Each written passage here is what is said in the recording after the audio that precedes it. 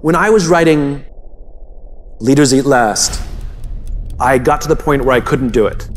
It was too difficult. I couldn't organize all the information. It was just too complicated. I couldn't do it. And I'd been trying for months. I'd probably missed multiple deadlines.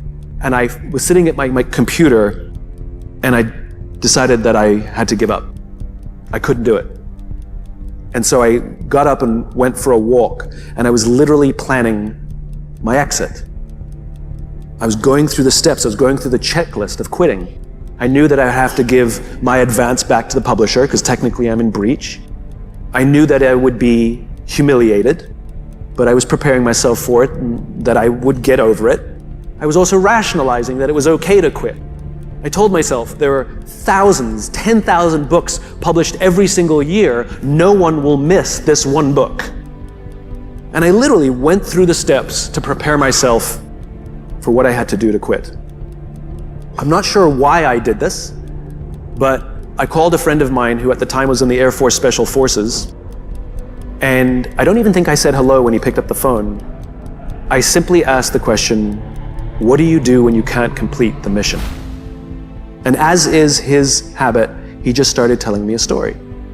He was a helicopter pilot, and they had a mission in Afghanistan that was a suicide mission. All the intelligence showed that the air defenses were just too great, and none of them were going to come out alive. And it wasn't going to be one of those kill Hitler missions where we're all going to die, but we'll kill Hitler. This is like, we're all going to die, and the mission will also fail. And he was preparing his helicopter for this mission, and his wingman turned to him and said, what do we do? We've got wives, we've got kids. Do we refuse to go? What do we do? And my friend turned to him and he said, this is what we signed up for. We go. He asked me, he said, is this book more or less powerful than Start With Why?